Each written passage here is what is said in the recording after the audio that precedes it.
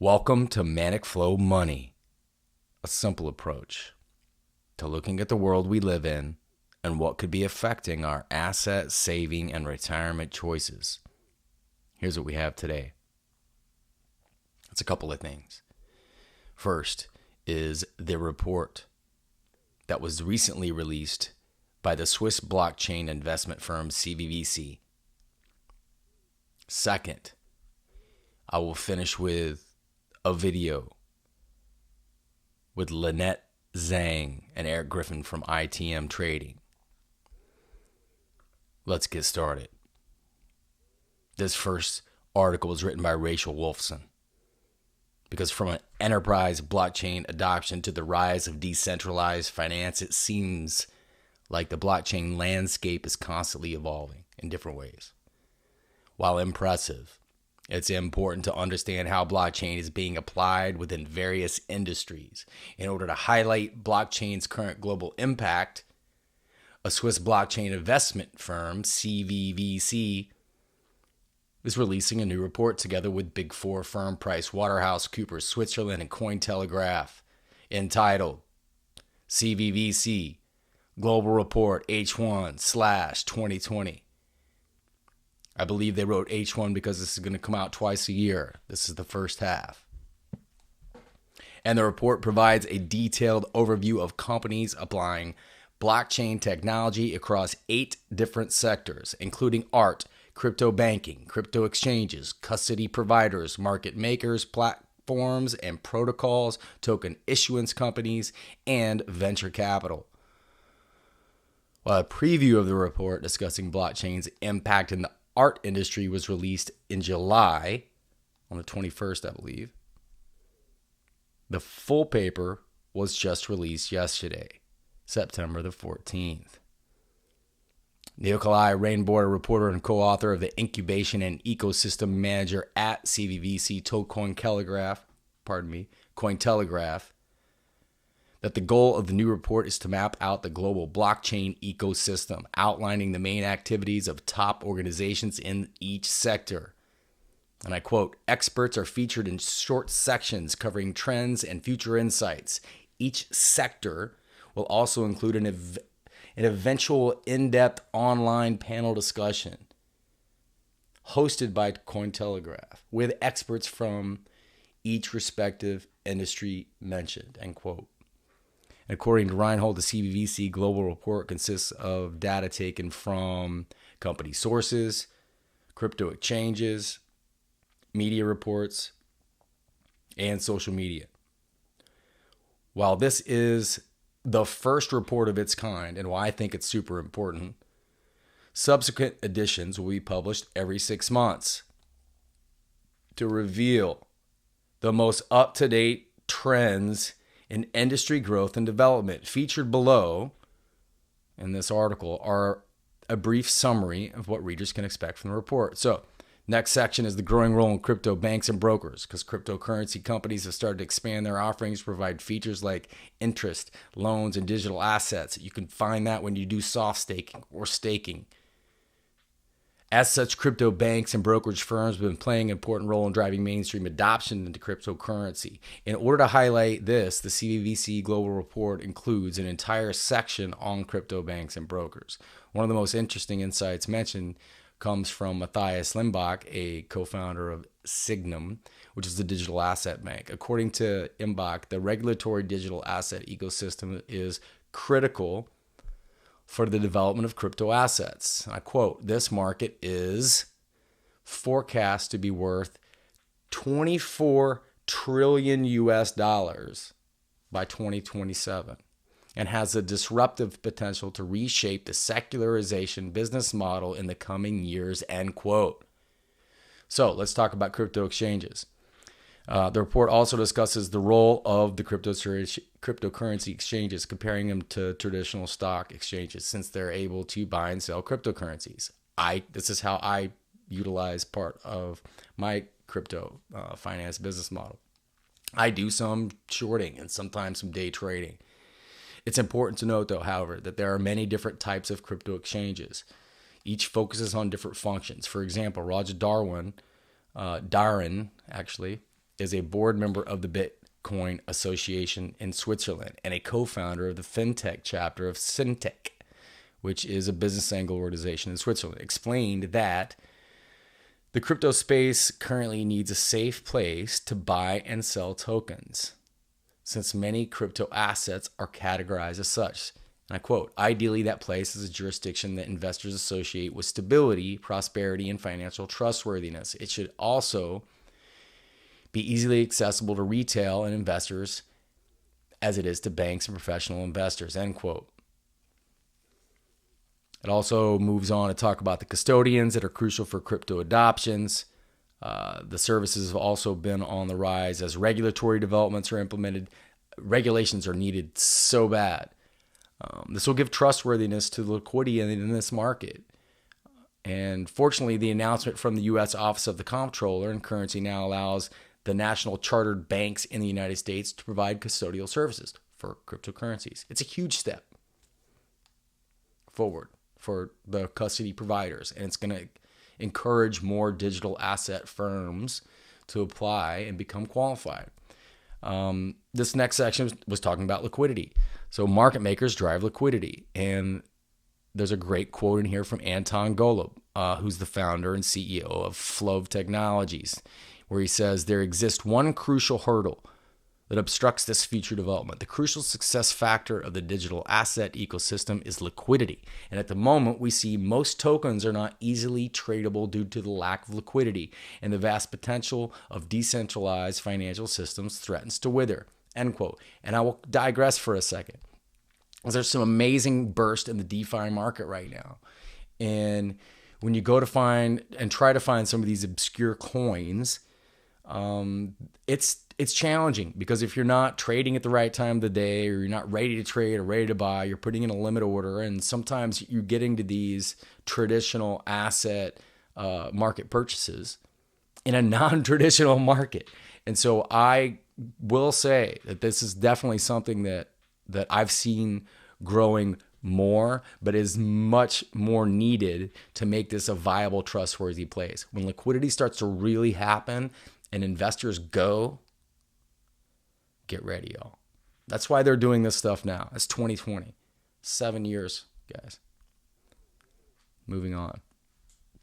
So, next section says creating a digital transformation. Another important element in today's blockchain ecosystem is the platforms and protocols that are being actively developed. For example, a major development in the blockchain space is the current rise of proof-of-stake networks. That's an amazing space because Ethereum 2.0 is coming out. I wanted to finish with this because I think it's a great quote. It talks about tokenization through various platforms before it finishes with the venture capitalist trends, which I'll skip. But it says, as tokenized assets continue to gain popularity, token issuance platforms have become crucial. To put this into perspective, Daniel Rudeshauser, who's the CEO of Token Gate, it's a Swiss-based token issuance platform, is convinced that token economies will enable new business models and open participation in a global economy. And I'm going to repeat that. Token economies will enable new business models and open participation in a global economy. Quote, small and medium-sized enterprises cannot participate in the existing capital market. Nowadays, it's quite hard for retail investors to find investment possibilities with a solid performance. The issuance of digital securities is a way to bridge the two and establish financial inclusiveness within a smaller ecosystem, end quote. And what I love about that perspective is when I hear those words being said to myself, by myself, it makes me think of the opportunities for the small guy with an idea that wants to pitch it, that wants to get on a block, that wants to let others in a decentralized blockchain format help form an idea, craft this, and get it into a space where there's liquidity and investment and venture capitalists. Blockchain is at the beginning. There's a lot of things that are happening around it, and that's why I wanted to do this front half, back half of this episode. because this next section, I just want to turn it over to Lynette, because she speaks from the heart. She knows what she's talking about. And in regards to CBDCs, central banks, and what's currently happening with the US dollar, I think she gives a real clear perspective of what it should sound like when people need to understand what's currently going on. And for some of us, some of you, it will feel as if it's been as simple as to click a button on your bank app. Sometime in the future, you will be able to transfer your assets into a digital dollar. We're not there yet, but we're on our way. At this point, I will turn it over to the one and only Lynette Zhang and her partner Eric Griffin. Again, they're with ITM Trading. No copyright infringement. I'm sharing a little bit of this video and audio. In an economy with FedCoin, UBI, and SPV purchase corporate bonds, what would be the role needed for commercial banks? Wow. Actually, that's a really good question, because up to that point, actually it diminishes the role of the banks, which is the rise of the fintech. Mm-hmm. So that's part of the reason why you've seen large banks like JP Morgan, et cetera, really buying into the fintech economy. But yeah, especially with UBI, that gives the central banks direct access.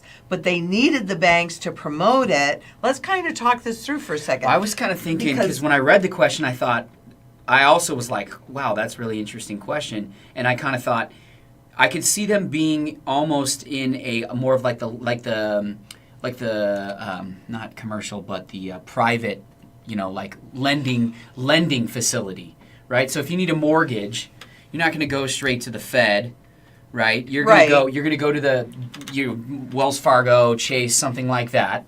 If you need a car loan, that's CDs, where the fintech, like products and stuff, you'd still need a bank for that. Yeah, but if you remember, we did a piece, gosh, it's probably been maybe a year or so ago, and where we actually asked that question, what was the role? And when we looked at it, what we discovered, or what I discovered and showed you guys, was that the banks have the relationship with the clients. The Federal Reserve doesn't.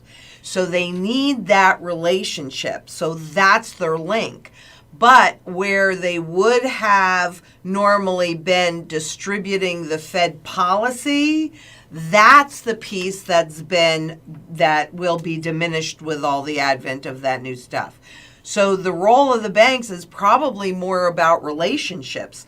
But that's also where you've got, your Facebooks, your big tech companies. That's why, what we see more is a merger of the fintech and the big tech companies merging with the banks, because and then giving access to all that information to the Fed. Because what the Facebooks of the world have is they have the data. And they also have the ability to move you psychologically, right? So what it does is it really takes that perception management piece that was started back with Reagan in the 80s. It really takes that to a whole new level. But they don't have the relationship with the banks. So what the banks actually bring to the table in here is that relationship piece.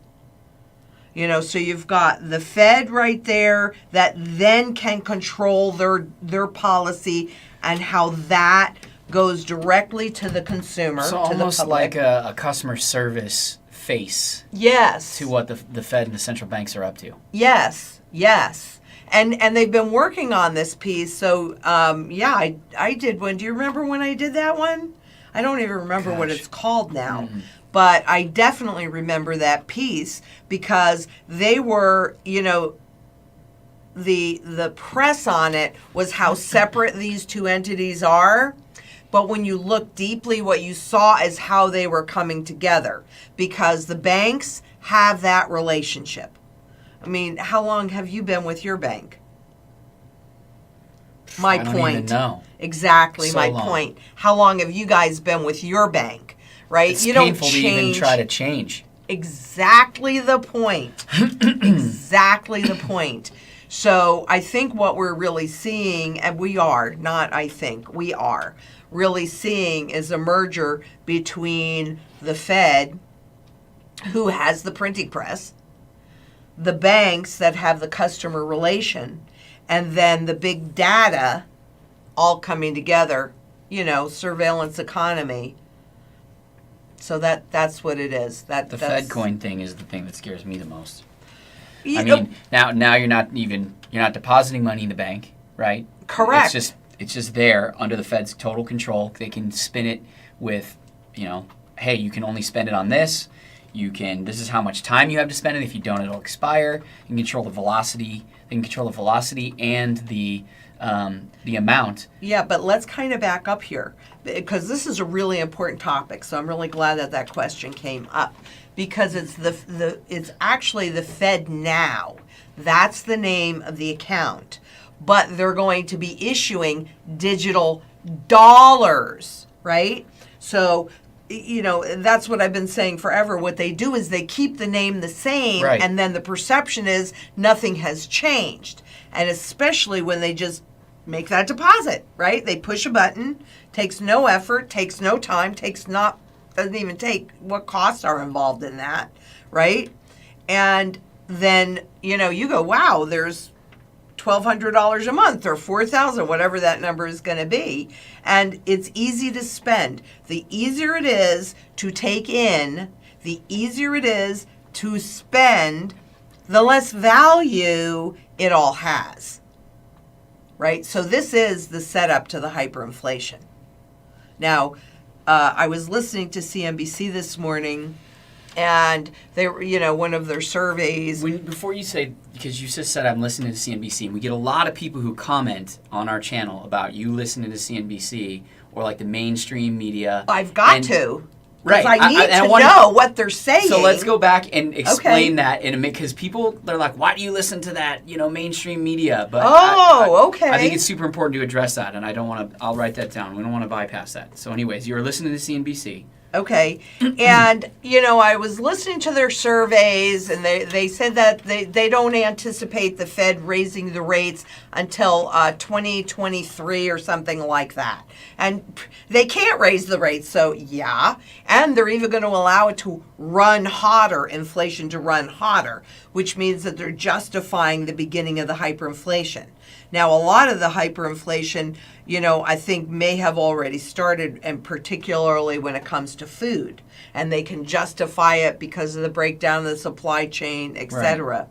Right. But, we have to understand when they're making this shift, they want to keep things as this is what they say in their documents, which is why I listen to CNBC and read all the IMF stuff, because they want to keep it as normal as possible. It's how they do the transition.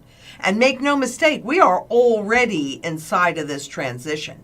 They needed to move up the timing of the use of, people like me or people that are used to, like say, going into a store and buying something. Well, I'm not going into stores, right?